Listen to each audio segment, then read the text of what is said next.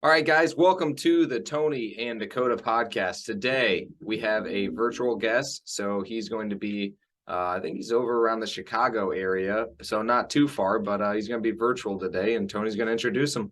This is Dennis Millen. He is a speaker, author, executive coach, leadership trainer, retired Air Force lieutenant colonel, and for 28 years, he was an Alaska airline captain. He's had a lot of leadership training. He actually made an appearance on Good Morning America, which I used to love as a kid. I used to watch it with my mom. And he's also been on a few podcasts recently. And over the years, as a fleet captain, he instructed 550 pilots, 400 instructors, and make that 40 instructors. 40 instructors. 40, take off a zero. I added a zero. That's okay. His target audience is business leaders looking for new ways to increase team performance. We might need some help with this guy. And he's a best-selling author and an engaging speaker.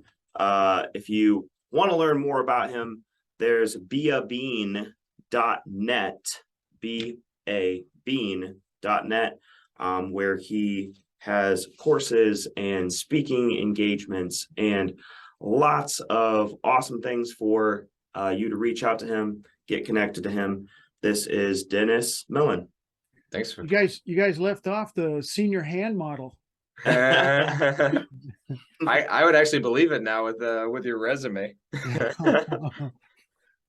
I think that's the longest intro that we've ever had with all these different accolades. So you've accomplished a lot, man. That's awesome. Well, I think that builds it up a little more than it is, but you always put out exactly what you've done, and sometimes it just sounds like it's exaggerated, I guess. But I like it. So out of all of those things, which one do you think is like your favorite or the one that you're most proud of, just to start us off? Oh, I think being an Air Force pilot for 20 years was one of my favorites. I can't tell you how exciting and boring at times it was, but how exciting it was to be able to do things I did, traveling all over and going on long missions, dangerous missions, all over the world. So yeah, that's the one I look back with the most fondness, I think. That's awesome. Did you ever have a engine go out or a motor go out or anything crazy happen? I've had to shut down a few engines. I've never had one. We always practice things in the simulator, engine failures on takeoff or single engine approaches, which I've gotten to do. But yeah, those are few and far between. Luckily, there's some great maintenance people that maintain the airplanes in tip-top shape. So those are few and far between anymore. That's awesome. Yeah, we actually did the Discovery? Yeah, the Discovery flight, and got to see all of the different instruments and responsibilities of being a pilot. We were interested in it for freedom, and then realized how much responsibility there is, and decided that we would still continue to enjoy our time with the other folks and stand in the TSA lines. And we haven't gotten to the point where we've gotten a pilot's license or anything like that because of how much responsibility and training it requires in order to be a good pilot. Well, what kind of orientation flight was it? Was it a military flight that you got to go on, or? No, just a small plane. Yeah. Oh, okay. Yeah. Yeah. Well, it looks like you've lived all over the U.S. and you've experienced a rich life of adventure. How important is life experience and travel for wisdom, success, leadership? Well, I would have to say that traveling has opened my eyes to see different perspectives. I think one of the biggest lessons that I ever learned in my entire life was I was consulting for a company, and we were working with Kenya Airways in Kenya. And one of the days I had to go into the training facility that it had, and I decided to walk. Well, at the same time that I was walking over there, everybody was going to work. And here is this just massive group of people. There had to be 5,000 or 6,000 people walking down the street there. And I stood out because I was white. And I at the moment, you felt uncomfortable, but in retrospect, I looked at it and said, this must be how it feels for a lot of people when they stand out, whatever public place that they're walking through. It just was an objective lesson to be able to see from another person's perspective what it feels like. Yeah. Wow. I was saying it always seems like the more that you do that, the more perspective you really get. Cause I've noticed that too, is like just traveling, meeting different people from different cultures, you hear different stories. And it really helps open your eyes and in my opinion, like help you almost be more understanding, like just like you got a different perspective. So when somebody says something, now you feel like you can relate. So it almost brings you closer to human beings too, which is pretty cool. Yeah, it's funny. What popped into my mind too was a time when I have a 5-day course that I was given to the Philippine Airlines pilots, and Filipinos are unique in that eating and food are like a premium or something. And I'd be in there for 6 hours teaching. We knocked off for lunch, but food appeared every hour or two. I mean, they fed us all day long, and it wasn't just little snacky bags of chips or anything like that. It was literally sandwiches or egg rolls or all this stuff. I couldn't believe how much food, and they were upset because some of the things didn't meet the quality that they thought that the company should be putting into the classroom. So we're having to work around them eating all day, it seemed like. That's awesome. Yeah. So when you go through hard times, either by yourself or with other individuals, it usually brings you together. Suffering and resistance cause you to come out the other side with greater breakthroughs, greater realizations about yourself. It seems as though the military tries to manufacture resistance in the form of basic training. They have some other things that they do, especially with the SEALs, Hell Week. Yeah. Do you have any mechanisms for manufacturing resistance in your trainings? And how important do you think it is for people to struggle and have to go through difficult stuff? Every time a lot of people think of times of stress, of the fear of failing or actually failing at something.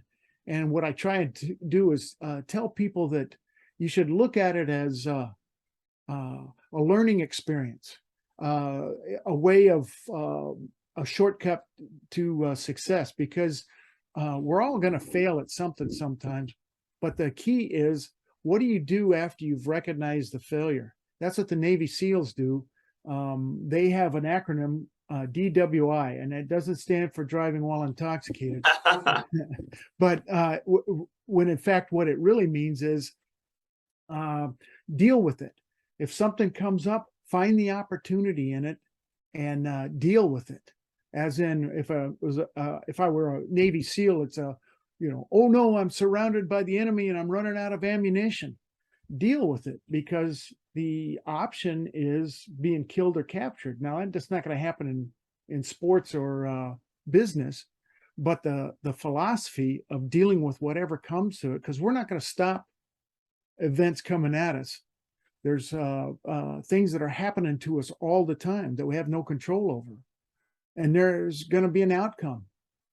What we do, how we react, how we find the opportunity can alter, change, or affect that outcome. And that's what's important, is to have that philosophy of deal with it, DWI, just like they say. I like it.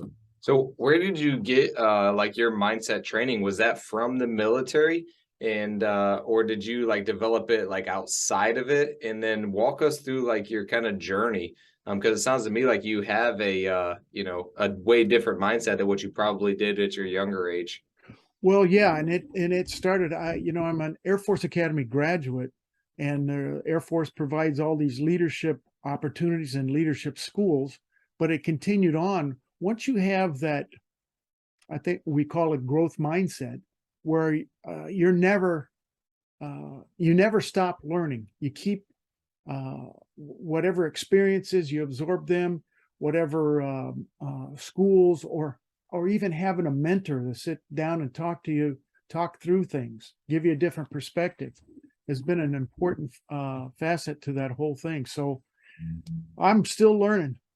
I'm pushing 70, and I'm gonna, I want to keep learning, because it's exciting to learn new ways of doing things. And obviously things have changed over the last 3 years with the pandemic on how we have to approach things, because most of the time we're meeting just like you and I are right now, and we're not we haven't met each other face to face. We're not meeting face to face like we used to. So Right. these interactions, it's important to learn how to interact properly, or in a growth mindset way, the way we're doing right now, learning from each other. Yep. But we're not face to face. Right. Did you ever experience a time like when you're younger self where you felt like you were more in like a more of a victim mindset, or just like a difference, and walk us through like how you were and versus like maybe who you are now? Well, I think one of the big transitions for me, and I don't know if I sent you the information or not, but I was at the peak of my career with Alaska Airlines. I'd been flying with them like 28 years. And one day I'm up flying, thinking how cool it is that I still love my job. And the next day I'm out mountain bike riding in the hills east of Seattle, up in the foothills of the Cascades. And I have a heart attack. Oh my- And I mean, talk about a career change. It's like you're no longer going to be able to fly. It's kind of the same. I didn't have that feeling that an 18-year-old does when they're graduating from high school. What do I do now? Trade schools? Do I start working? Do I go to college? I didn't have that until age 56. But at age 56, I wasn't as prepared as an 18-year-old to have such a big career change. And that was, I have to admit, it was devastating to me. It took a while to recover from that. I'm sitting there 3 or 4 months into not being able to work anymore, flipping through the channels, now I don't need Ginsu knives or Chia Pet, and Medicare Part B, I'm too young, it's just leave me alone. But I through some coaxing, and I have to admit some counseling, I started contemplating what Dennis Millen 2.0 was going to look like. And that's the basis. Over my shoulder, you can see the book I wrote, Takes More Than Heart. It's changing the journey's challenges into opportunities. So, Yep. yeah. I love that. So let's dig into that a little bit more, actually, because I'm curious. So why is it that you think that affected you so much? Do you think that you wrapped up a part of your identity in your job, or like why do you think that hurt so bad? Oh man, because being a professional pilot was what I'd wanted to do since age 10. At 10 years old, my dad was in the Air Force. We're sitting at the end of a runway when this F4 Phantom comes screaming by in full afterburner. You could feel it in your chest. You've seen the Thunderbirds or the Blue Angels. Yep. And I'm pumping my fist at my dad going, yeah, Dad, that's what I want to do when I grow up. Of course, my wife says I haven't reached that point yet, but that's a different story too. That's awesome. Yeah. So give us something tangible then, like that you did. Obviously, you said you went through counseling. Was there something specific that helped you to like really decide, okay, that is not who I am. That's a part of my life that I did for a time, and then really helped you to break through and like move on? Because a lot of people get stuck there where they're like, man, I don't know what to do, or like their like dreams just got crushed, or Yeah. they hurt themselves, or they can't do something, and now they feel like they lost purpose. So how did you Yeah. actually find that? I'm glad you brought up that purpose, because that's the whole thing. Even when you're working in a company leading a group of people, you've got to give them that purpose. You got to give them that vision of, this is why we're doing it. This is why it's exciting to do it. And you have to tie it into to their own personal goals. And if you can do that, then you're starting to get that synergy that creates that elite performance. I think being able to talk to my wife, friends, the counselor, trying to realize that, at age 56, your life's not over. You've still got some quite a few years that you should be able to make a difference. And from that point, when I realized that I could still make a difference with some people, I started thinking, whoa, how would I do that? So, I coach baseball at the local high school. I do these leadership training. I've written some books and stuff. One of them's actually become a bestseller, which is cool. But the thing of it is what's the next challenge? What is getting your juices going? We always talk about athletes and motivation, and bring the juice so that you perform at your level that you feel at a high level. I think what really helped me was being able to rely on my friends, family, and some mentors, and just having that mindset where, hey, it's not over. It's not over till it's over, right, Yogi Berra? Or no, that's not Yogi Berra. It's Casey Stengel, I think. But yeah, it ain't over till it's over, right?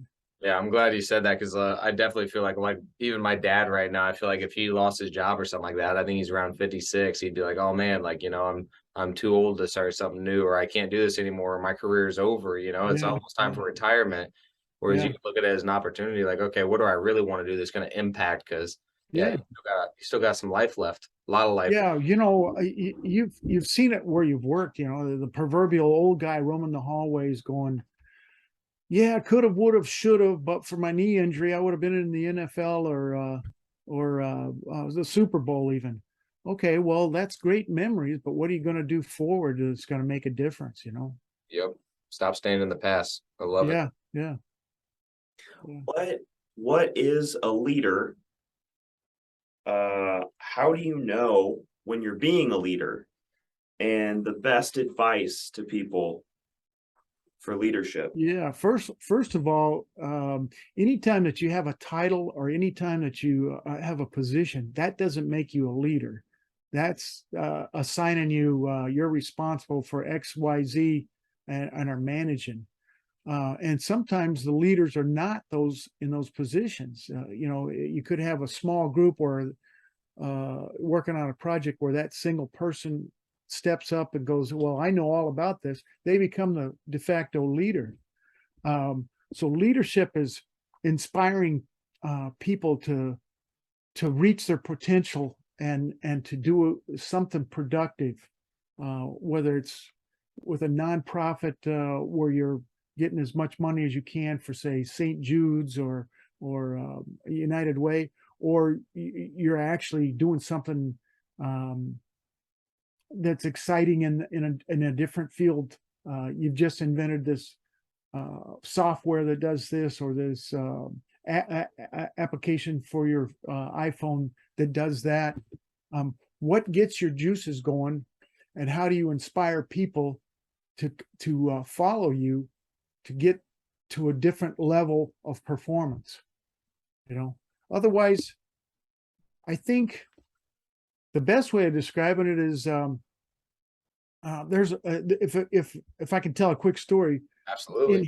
In history, back in the 1600s, London, England burned down. I mean, almost a whole town burned down, and St. Paul's Cathedral was one of the things that burned down. And this architect named Christopher Wren was charged with rebuilding it. And he went out. This is an actual story. He went out to the work site, because that's what leaders do. You don't sit up in your office and make decisions. You have to go out and sometimes get your hands dirty to see what's going on. He goes up to the first worker. He says, what are you doing? He says, I'm building a wall. Goes up to the second guy. He says, what are you doing? He says, I'm collecting a paycheck to feed my family. He goes up to the third guy, and the third guy drops everything, smile on his face, comes over and says, I'm building a cathedral that's going to house 800 parishioners on Sunday and homeless people during the week. That's what I'm doing. Now, who do you want working for you? How do you inspire somebody to be the cathedral builder in your company or on your team? You know, It's crazy. I think Dakota and I went to a seminar not too long ago and we ended up stopping in St. Paul, Minnesota, and they had a cathedral there that was modeled after one in Italy, and it makes me wonder if we have seen something very similar, because it was amazing and beautiful. Yeah. The structure that they built was so awesome. Yeah, I want to go back into so how do you know if you're being a good leader? Like, how would you know that? Well, obviously, a lot of people will say it's results oriented. You know, we got XYZ results. How do you know? Well, it's more of how the culture feels when somebody walks in it. Like if we had if we were working together and Dakota was the leader, when somebody else comes in, they're going to notice the atmosphere. They're going to notice that everybody is oriented towards a particular vision or a particular goal. We're going to build a cathedral. We're going to build this spacecraft. We're going to build this airplane. And everybody's excited about their own portion. And that leader that inspires that becomes the servant leader. And the concept of servant leadership is not, it's antithetical to, Dennis, you do this, Tony, you do that. It's more of, Dennis, Tony, what do you guys need to be successful in what you're doing right now? What resources can I get to you? I don't know everything that you know, but I'm relying on you to be the expert, or to put out a fine product, or to put out a quality, whatever it is that you're making. I'm relying on you. What do you need to be successful on your portion? And that's when you see everybody looking at Dakota. Wow, what a leader he is here. He's really got us inspired. I get to go to work tomorrow instead of I have to go to work, you know? Yep. Yeah. Yeah, that's awesome. I actually had another guy ask me the other day, and he's like, just like you talked about, actually, I don't have the role or a leadership role. How do I present myself as a leader whenever I'm not a manager? I'm not necessarily there. And he's like, what did you do? And my background was in sales. I was in car sales. So I was the car salesman. I wasn't a manager. I wasn't, the CFO, anything like that. He's like, what did you do to make yourself a leader? And I like what you said there. Inspiring people. Like that's all I did, is I made sure that I was there. I was on time. I was the last one to leave. I made sure that I was doing things ethically. I made sure that I was doing the right things and making sure that I was like one of the best people there, and I was focused on work. So I try to be an example. And so to me, I was being a leader, not only of myself, but showing an example of what it's supposed to be. So I'd still, even though I wasn't in a leadership role, I would still consider myself a leader, which helped me to step into something different. I wasn't necessarily leading people, but I was still trying to be an example, which is like part of it. So that's great stuff. It's like set the expectations of what you want everybody to do, or what you're going to do, and then over deliver. Yeah. It's interesting though, because just like you talked about, like I can tell that you're a great leader because like exactly what it's going to take to do it. And I didn't know because I only had to focus on myself and be an example before. But obviously, whenever you're running a business, that completely changes, because now it's not about what I'm doing, what I produce. It's not about being an example. It is about being an example, but also it's about supporting them and finding out, how can I help you? And that was always hard for me, because whenever I see people struggling, I'm like, oh, I'll just take it off your plate. I'll do it. And that's not really a good leader either. No, there's another side to that. Instead of a lot of people look at what we've been talking about as kind of namby-pamby a little bit, because we're catering to you also have the other side where you have to hold them accountable. You said that you were going to have this by such and such a time, and you don't have it. Why? or what is it that I need to provide you so that you can start meeting this standard or this deadline, you know. Yeah. More often than not, it's the leader's responsibility that you haven't provided the right directions or the resources or support, you know. That's the very essence of being a servant leader. But the counterbalance to that is holding them accountable for what needs to be done. Yeah, I love that. Let's go into that a little bit more. How do you balance that? Like, I'm here to inspire you, but I'm also not going to let you just slack off or anything and like hold you accountable. How do you balance that? And when do you know, hey, I'm going to hold you really accountable to this? Or how do you get people to buy into that? Yeah, it starts in the very development of how you start out as a leader. And the first step is communicating, you know, communicating to make the connection with whoever you're talking to.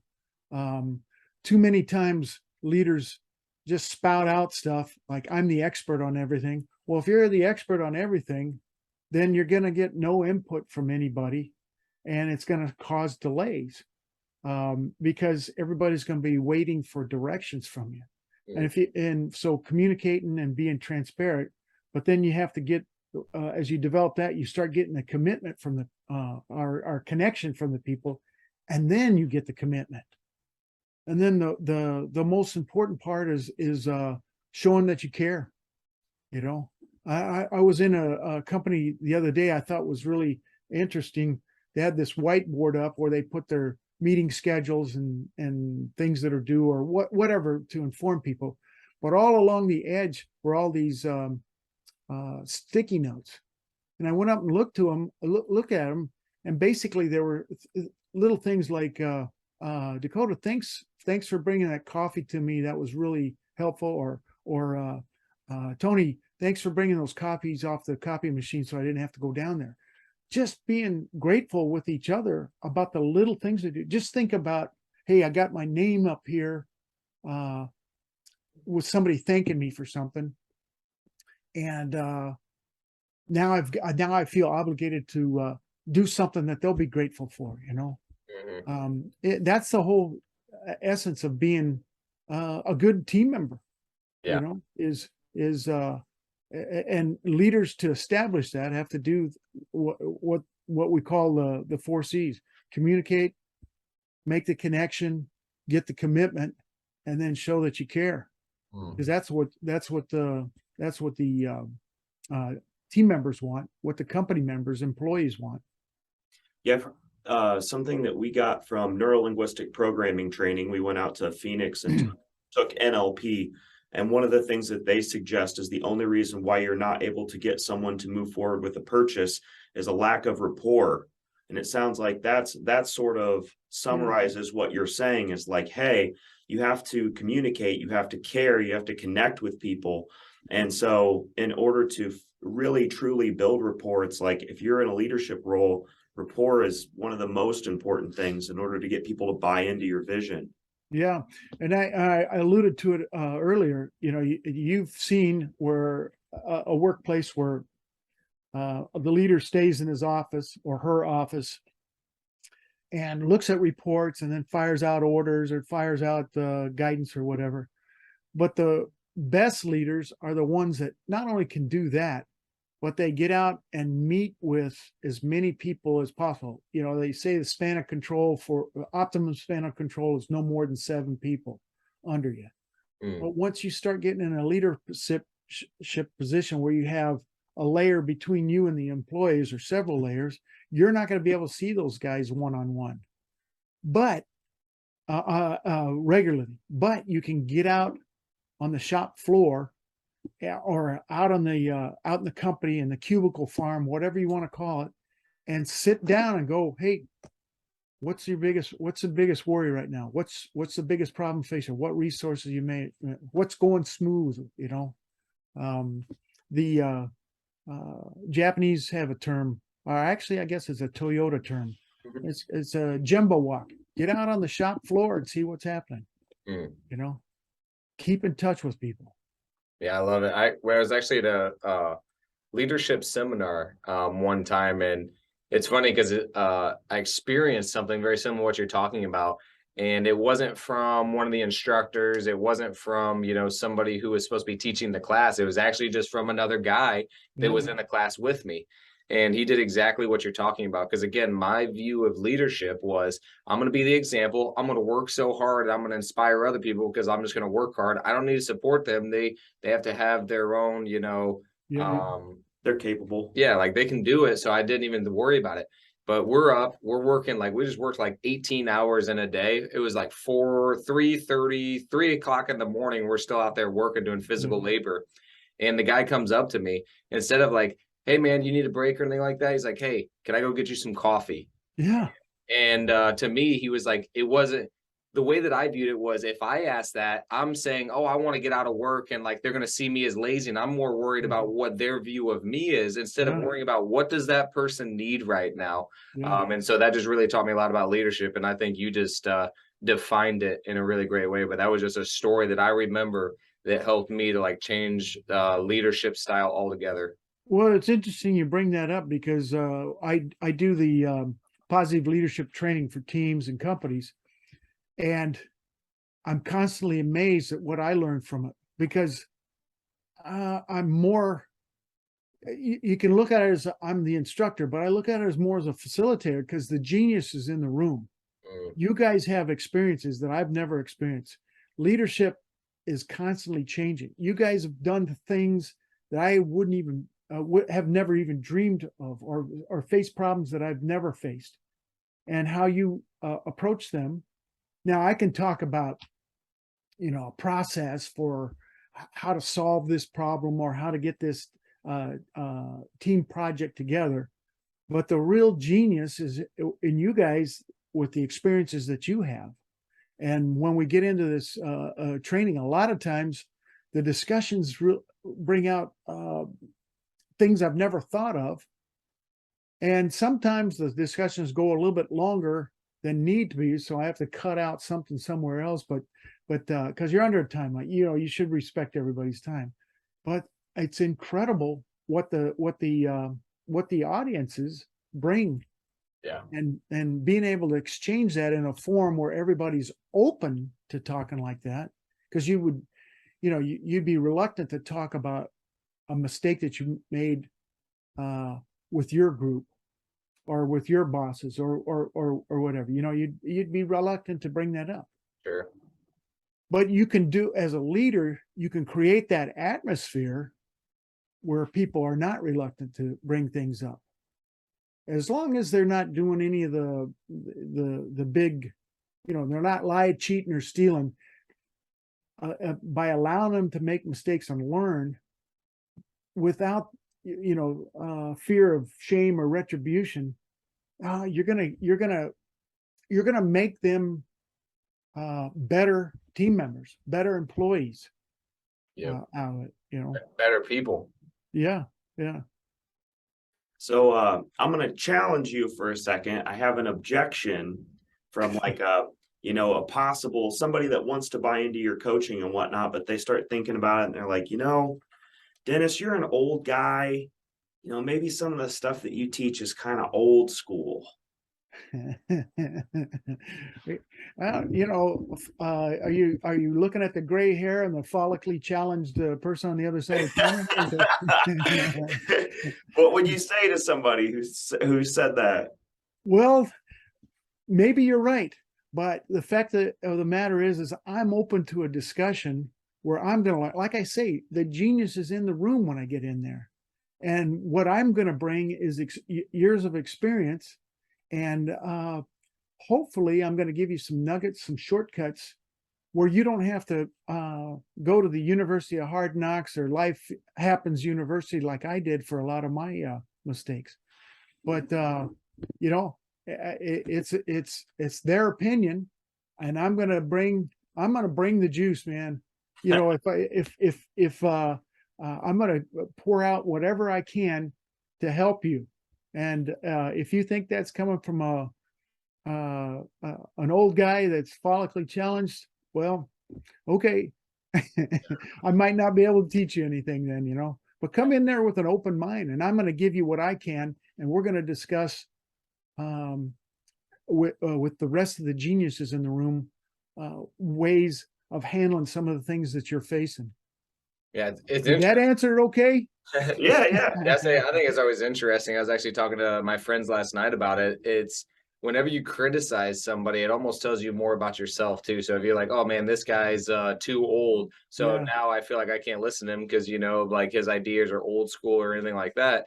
They'll use the same excuse for a 25-year-old. Oh, that person's young. They don't have any life experience. Just wait till they experience life. That's when they're going to really figure it out. So it's like, okay, like you have to find the perfect person, the perfect gender, the perfect race, the perfect type before I'm willing to learn. Like before you're willing to receive information, you got to receive it in that way. That tells a lot more about you than it does the other person. I was just on a radio show the other day, and the topic of discussion was multi-generational teams and the difference between them. And you bring up a great point, Tony.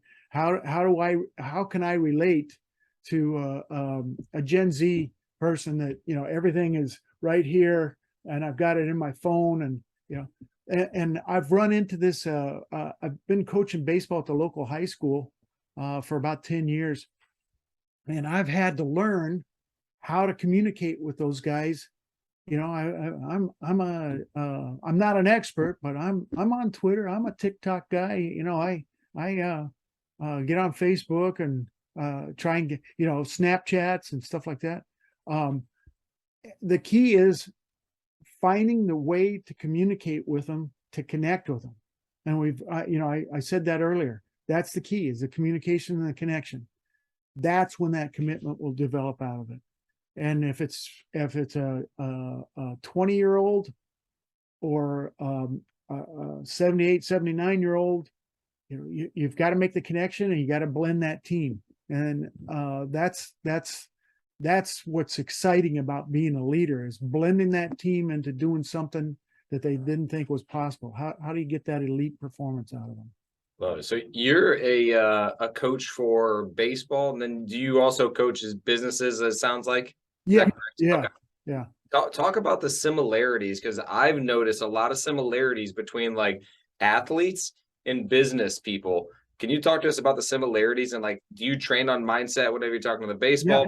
Yeah. I don't know if you know Brian Kane, but I'm a certified mental performance master, supposedly, where I go with the athletes and teach them how to handle situations, how to approach the game, because baseball is absolutely brutal. I mean, you are going to fail. There's no doubt about it. You are going to fail. How you deal with that and move on is the key to whether you're going to be a good ball player or a bad ball player. Think about it. If I bat 300, that's 70% of the time that I'm failing. But if I bat 300 for an entire career, I'm in the Hall of Fame, man. So the similarities between it. Well, look at the terms that we use that are similar in business to baseball. You knock that one out of the park.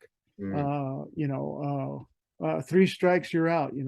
All these things that the commonality is just incredible. We talk about in sports, body language, your focus, and your self-talk. You go back, go look into business. Find me a business leader that isn't cognizant of his body language or her body language, their focus, or their self-talk, especially. Yep. Nobody knows what your self-talk is unless you talk. And sitting down with a baseball player or sitting down with a business person and talking about, how do you talk to yourself? How do you talk to yourself when you make a mistake? How do you talk to yourself when you do something good? And you'd be surprised how many people do good things and don't, they only focus on what they've screwed up. Yep. Because that's how we've been taught since we're kids. It's kind of ingrained in us. Yeah. It's an embarrassment to fail, Yeah. How do you break out of that? What do you do tactfully to help them to change that? Like, let's say you keep striking out, you're like, dang, like, how do you help realize, like, man, that is actually not a bad thing, and reframe it? Like, what do you say? Well, now it's going to depend on how you've been doing and what your attitude otherwise is. There are players that feel like they're entitled to play in every game. There are parents that feel like their kids should be. The parents are notorious. We want you to play the best 8 players in our son. You know, I mean, seriously. But the way to one is I've got to develop a connection with each one of them, and I've got to do it on an individual basis so it's not embarrassing in front. I would never talk about what Tony's doing or what Dakota's doing in front of people. We would do this one-on-one away from him, and you do the same thing in business. Look, what we call it coaching. That's what one of the things I do is executive coaching, teaching them how to be good leaders, how to keep their employees engaged. Oh yeah, if you want, yeah. So there's similarities there. Yeah. I was going to say, if you want to experience some of the worst parents, definitely baseball parents have got to be toward the top of the list as far as criticism and. Well, yeah, but think about it. Everything in baseball is you know, a play lasts maybe 7 to 8 seconds. You know, there's an up and down cycle. Okay, the pitcher's on the mound. Okay, he's getting the signal. You know, and it takes a while for the play to develop. So there's more time to think in between each pitch. So yeah, it can be that way. But you know, we equal to that is you know, soccer mom and dads or you know, lacrosse parents and things like that. So I don't think it's isolated to or to just baseball. Have you ever had to play the role, you know, the psychological role sometimes? I don't even know if you're capable of getting hot-headed. You seem so cool, calm and cool. Have you been able to for your team? Have you ever put on a show or You mean have I ever gone over and kicked dirt on the umpire's feet or whatever? Yeah. You ever thrown? Yeah, I have gotten excited sometimes. And most of the time it deals with something that just seems completely unfair. Now, I've never been kicked out of a game. Don't get me wrong, but have I dropped some 4-letter words? We'll keep that a secret. Yeah, but very rarely. Most of the time, if I have a problem, I go up to the umpire and we turn away from the crowd, and we're talking in this tone right here. I said that was not the right call on that, you know. And for the most part, umpires get it right. You know, we can argue balls and strikes, but it's not going to change what the call was just there. You know, it's not going to be, Dennis, you just called a strike on that. That was a ball. You're right. I'm going to change that to a ball. That doesn't happen. Give us some insight into your life. What are the quality of your relationships? You know, like your immediate relationships. What are those relationships like? Well, I'm very close to my wife. We've been married. We're going to be starting 40th year here pretty soon. So, she's my confidant. We talk about everything, and she holds me accountable. I mean, she's the one that still thinks I'm the 17-year-old trapped in this 69-year-old body. So, but you know, friends that you can pick up the phone and you feel like you almost pick up the conversation right where you left off. And they say that you're the combination of the 5 people you hang around the most outside of your family. And if you think about the people you I try to hang around people that are smarter, have more abilities. And unfortunately, that doesn't eliminate any of the 7 billion people in the world, but I try to hang around quality people, you know. What is your why? Why do you do what you're doing now? You know, that's really a good question too, because the basic answer I come up was I want to make a difference with whoever I'm in contact with, and I try and take that philosophy even to little things like being in a restaurant when the waitress comes up, they always give you their name. How many times do you remember that name? And a lot of times I'll say something like, well, you only brought 2 glasses here to the table. And they go, well, there's only 2 of you. I said, you're not going to help us drink this bottle of wine? But what it does is it reaches out and it connects with them. Mm. And for sure, I'm going to get good service for the rest of the time there.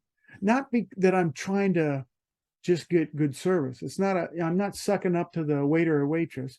But the fact of the matter is if you show gratitude, show you care with somebody, they're going to feel obligated to be the same way back.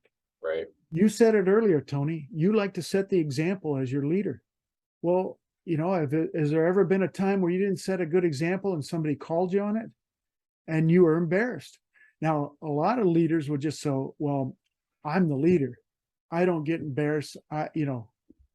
That's kind of an old style of thinking, but they need to have that connection with their team. I don't know if I actually answered that question or not. Yeah.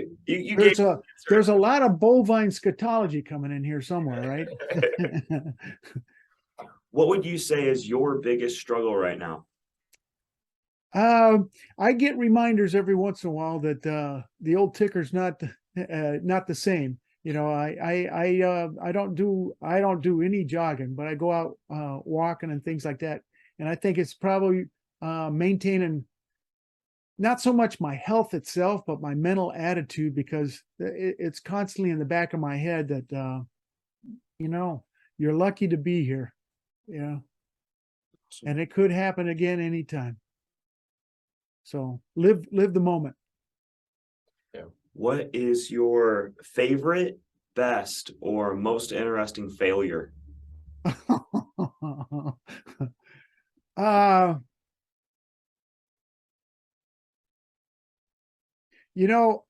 It goes back to my Air Force days. And I wouldn't call myself arrogant, but I was probably an overconfident pilot for a while. And I started, I don't want to get into a long story. Let me see if I can shorten this out a little bit. I changed airplanes into a brand new airplane, and they didn't bring me in as an aircraft commander, a captain in the plane. And and I felt like the ones that they did bring in, I was equal to or better than.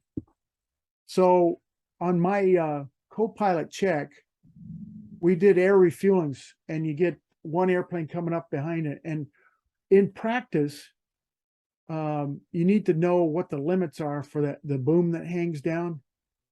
Well, as a co-pilot, I did the limits, which is an instructor maneuver.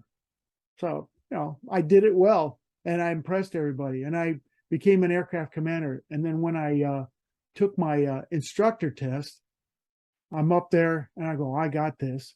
In fact, they said, hey, do you want to take your check ride at night? I said, yeah, I can do that. Well, I ended up failing the check ride. And that was a big eye opener. It said, no matter how good you think you are, you're not that good, And I started to pass that on to when I became a experienced instructor, I was able to pass that on to a lot of the other students that I dealt with, or the other pilots. But yeah, you can't be writing checks you can't cash,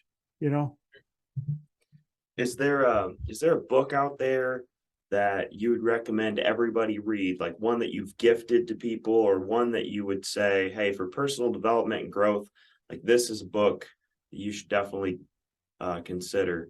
Well, my 2 books that are out, one of them's a bestseller. There's Voices of Truth out there, but I think, again, this doesn't, not to be arrogant, but the book that's in the background that takes more than heart, anybody that's suffered a health problem, a significant failure, a business failure, I think they will get a lot out of what I tried to promote out of that. That was a really hard book for me to write because it was so personal, but I've tried to make it come across as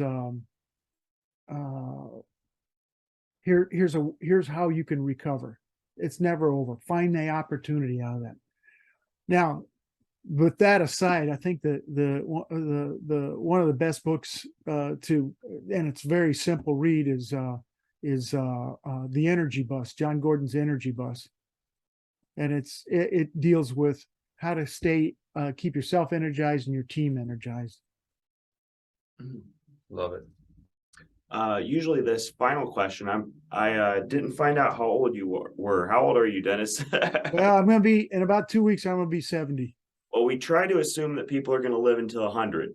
Okay. So you have 30 years left, and then you're on your deathbed. Now you have a final message to the world. It's your legacy, it's your purpose. It could be a paragraph, a mantra, a sentence, a billboard in Times Square. It's how people are going to remember you. What is a meaningful message, your final message to the world that you think people need to hear? Yeah, I haven't thought about that one. If somebody's always asking a question, I think it would be kind, but go get it. You know, something simple to help you connect with people, but at the same time, go get it. Don't sit back. Yeah, there's too much fun to be had. You know, too many challenges that you can enjoy the process, because being successful it's not a journey. I mean, it's not a destination, it's a journey. You know, you don't get to success and go, oh, I'm finally successful. I mean, perfect example, look at Steven Spielberg. He's still putting out great movies, you know. Why? He doesn't need the money. You know, it's because he enjoys putting those things together. Yeah. He enjoys taking that challenge and turn it into an opportunity. Should he make money off it? He's probably say, yeah, absolutely. But look at what I'm doing. I'm making a difference. You know, that should be on a t-shirt. Be kind, go get it. I love it. How can our listeners get a hold of you, Dennis? Well, my website is www.beabean.net. Now, I probably take some explanation here. I think of business as this roiling, boiling pot of water, and that's the competition, the volatility, the uncertainty. There's nothing we can do about that, but we can enter that as a coffee bean and start influencing the water, start changing it, and we can start changing other people into coffee beans. And ultimately, as a leader, you're a coffee bean, and you're trying to make that water into gourmet coffee. So that's where BeABean.net comes from. And there's a bunch of links to courses, to training sessions that I can do. I tailor them specifically for what the person needs. I have an entire curriculum, but I don't think anybody is going to be interested in going 1 through 10 if we can sit down and figure out what problems you need to address. We'll tailor it to exactly what you need. So yeah, so BeABean.net. Thank you so much for coming on, Dennis. Do you have any final thoughts that you want to share with our viewers? No, the only thing I want to say is thanks for the opportunity. You guys asked some questions that I hadn't thought about before, and I hope I made a contribution to your listeners. Oh yeah, absolutely. You definitely delivered a lot of value. Yeah. Well, thank you. I appreciate it. Yeah. Thanks for coming on, man. We appreciate you.